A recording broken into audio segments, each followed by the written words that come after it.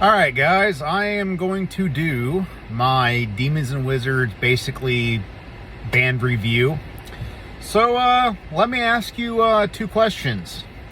Do you like Iced Earth? And do you like Blind Guardian? If that's the case, this is the biggest dream come true in the history of all music. I remember when I found out about Iced Earth, I loved them. And I remember when I found out about Blind Guardian, loved them.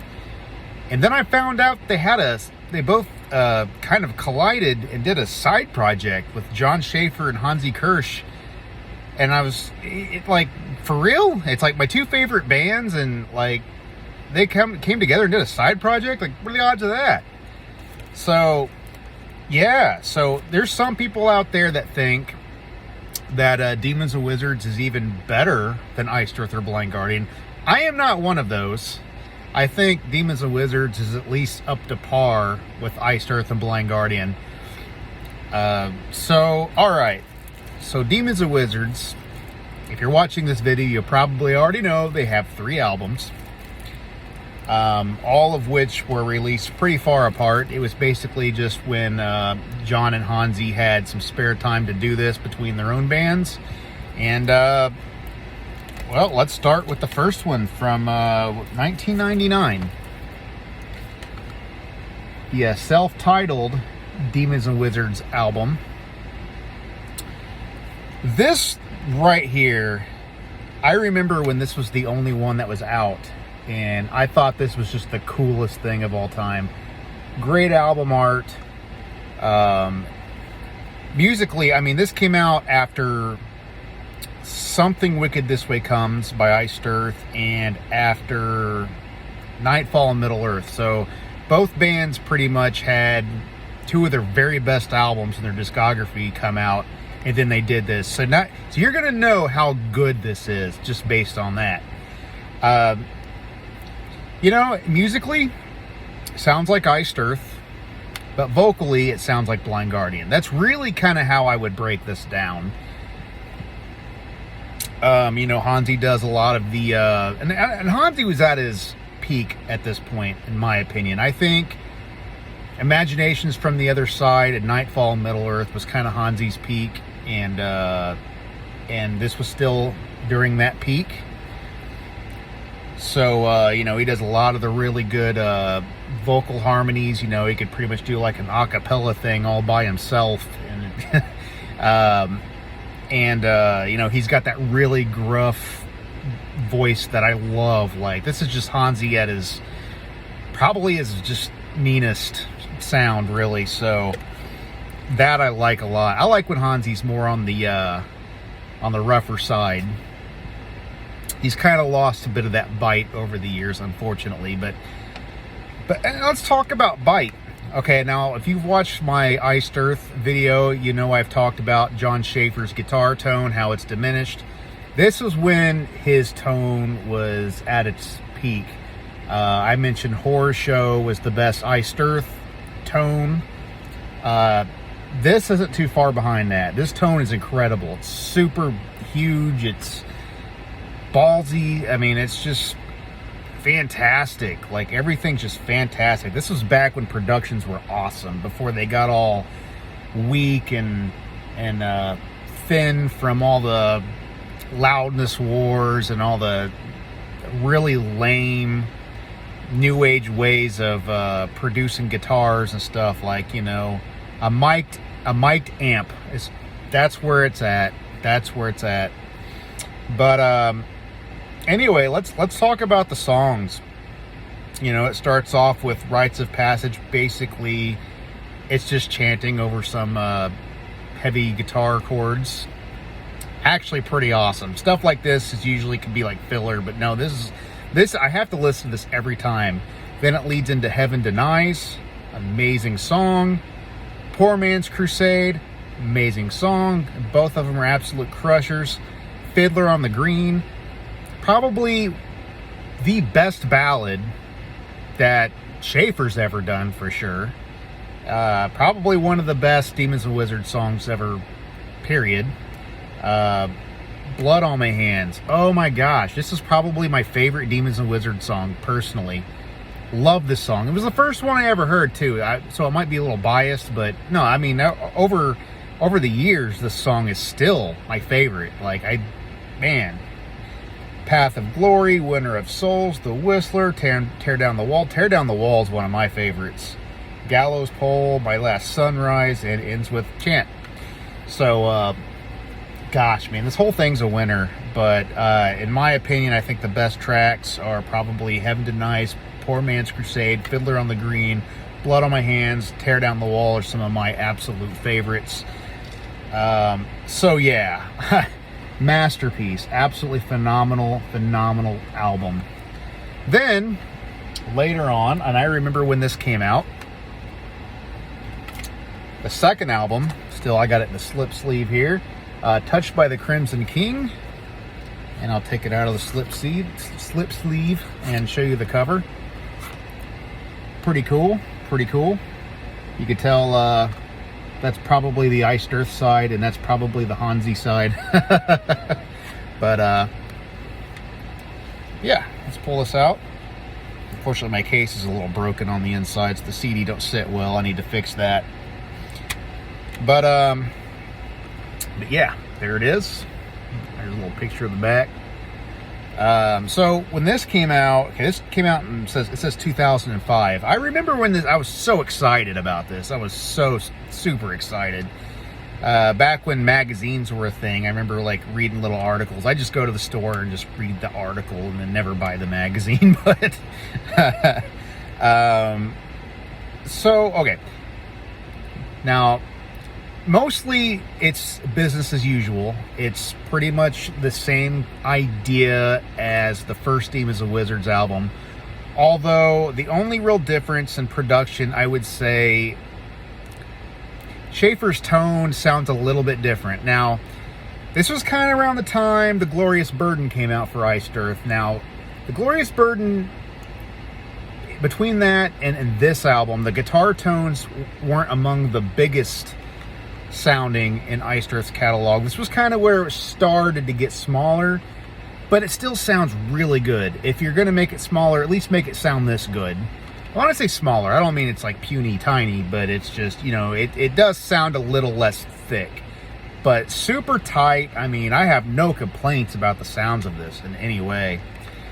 But let's go to the music. It's pretty much the same kind of thing.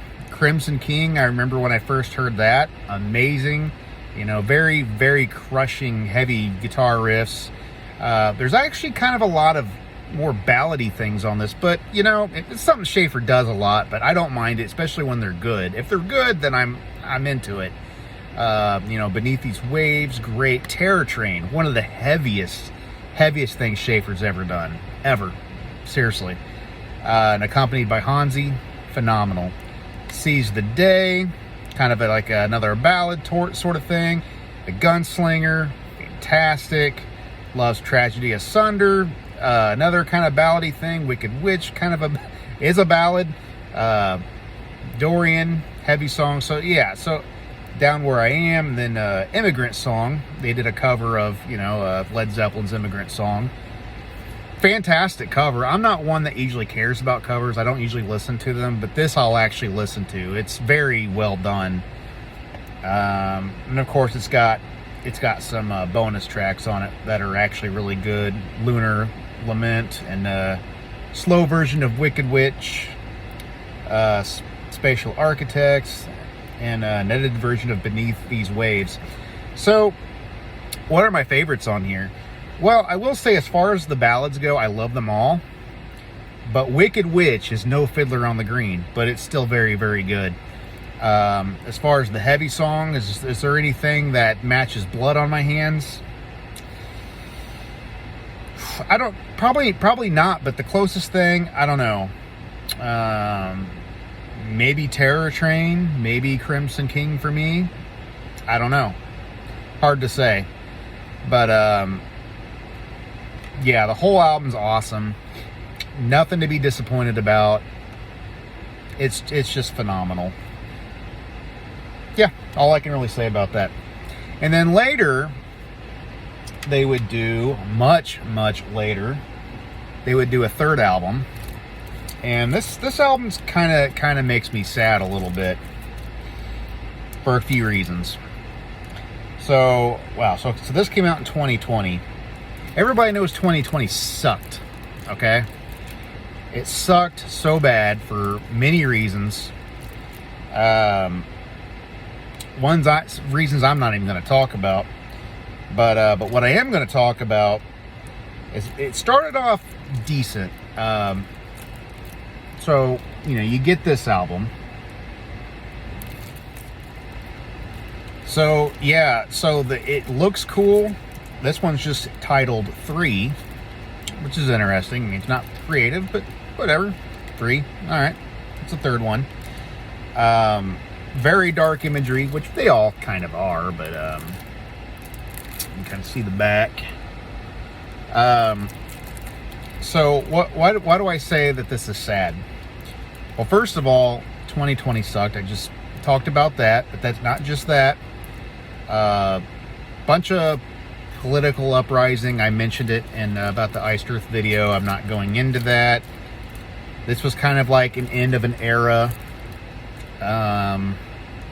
for not only for Demons and Wizards, but I hope not for Iced Earth, but I don't know. And the album itself, is it as good as the last two? I hate to say it, this is kind of the black sheep of the Demons and Wizards albums. I remember when it came out, I was obsessed with it for a good month, just because it was Demons and Wizards, and I was super excited. But I think it just didn't last long. Like, honestly, I haven't listened to it for months. I just listened to it before I did this video. Been driving around listening to it. Okay, so let's talk about the sound.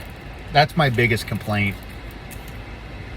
Jon Schaffer's guitar sound has never sounded so pitiful in all his career. I mean, even the first Iced Earth album, I like that tone. He was using Marshalls. I mean, it's not the beefiest tone he ever had. You know, the first Iced Earth album, by far, is not the best sounding tone, but I like the tone. But there's no excuse for this, because Schaffer has gotten such good sounds out of his amps, those Larry Groman amps. And what is this? What is this? I mean, this could be amp sims for all I know. Like, and it could be, I don't know. You can't tell anymore. But I could tell you one thing, it don't sound as good.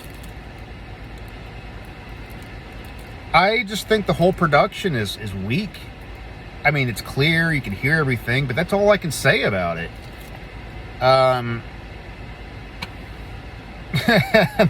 Vocals sound all right. That's about as usual. I mean, the riffs are good, but hey, okay. I can't tell if it's the songwriting sometimes or just the sound, the weak sound of the album that weighs this down. I think maybe if the production was better, the songs might be as good as the other Demons and Wizards albums, but I can't tell if it's that or if the songs are lacking. It might be a little of both. I don't know. There are songs on here straight out of the gate I can tell you are as good as the other two Demons and Wizards albums for sure. Diabolic, you know, I think it was kind of like the single, and they made a video of that. That's every bit as good as anything they've done before.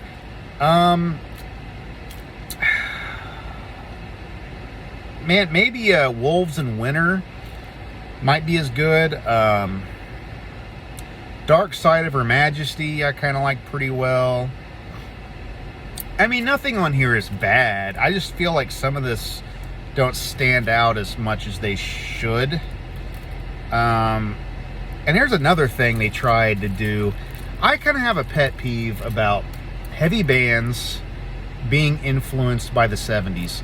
I'm not knocking the 70s. Some of the best rock that has ever been made has been made in the 70s, okay? I'm not saying that. Heavy metal was built on, you know, the 70s was just another brick laid, another pillar that brought us towards heavy metal. But when you start off heavy and then you said, okay, we're going to go 70s and play less heavy, kind of defeats the purpose of what these bands do. Like, I don't know. If it's like a stylistically 70s, it's one thing, but when you're trying to tonally sound 70s, it never really worked for me. I don't know. But that's kind of what I'm hearing here. I'm hearing not only are the guitar tones weaker, but I'm just hearing like they're just trying to purposely not be heavier at times. I don't know. Maybe it's just a minor complaint, but like the song Invincible, I think, is one of those ones that are trying to be influenced by 70s rock somehow. It's actually pretty good. I think this song's kind of intoxicating once you listen to it several times. What was another one that was like that? The Midas Disease. I can definitely hear like they're trying to do something more in the 70s rock vein. I mean, it's okay, but I just feel like a lot of these songs kind of get lost. Like, you know, Timeless Spirit, Midas Disease kind of does. Final Warning kind of does. New Dawn kind of does. I mean, Universal Truth's not bad, but even the song Split, I just feel like it's not bad. It's good, but even the riff just kind of like, I don't know. I just feel like Schaefer, it's like a riff that Schaefer just sat down and made up like without much thought and like, let's use this for a song. I don't know. Maybe I'm wrong. I don't know. But it's just something about it. Now, Children of Cain, the album ends with, it's a little more of a ballady thing. I like it pretty well. And it's a good 10-minute song, so it better be good. No, it's pretty good. But unfortunately, I don't have much else to say. Okay, how do I rank these? You know, if I had to say what's the best, what's the worst, I would say by far this is my least favorite. It's good. To me, this is more like if you're tired of listening to the first two Demons and Wizards, at least you got a little extra. So I like that. But sometimes that's what I kind of how I feel about this. It's just a little extra when you're burnt out on the first two. Now the first two, I don't know how to rank those. I think they're equally good. I think the quality is equal. Musically, they're equal. Production-wise, they sound a little different, but I think they both sound good for their purposes. So I give those a tie. This, nah. I was kind of hoping for something a little more special, and it's probably the last thing we'll ever get from Demons and Wizards. So enjoy it, guys. Enjoy it while you can. So that's it. That's my Demons and Wizards review. Till next time, guys.